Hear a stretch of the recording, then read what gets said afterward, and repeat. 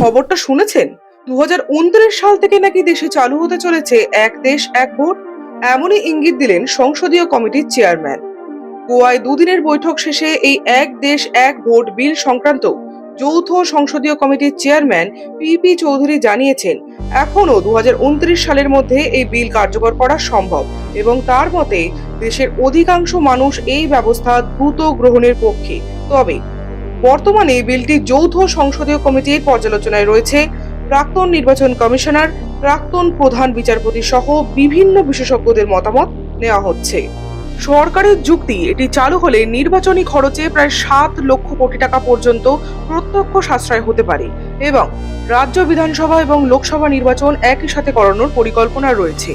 যেমন ধরুন 2030 থেকে 33-এর মধ্যে যে সমস্ত রাজ্যে বিধানসভা নির্বাচন হওয়ার কথা সেটিকে অল্প মেয়াদী করে 2034-এ লোকসভার সাথে ফের নির্বাচন করানো হবে।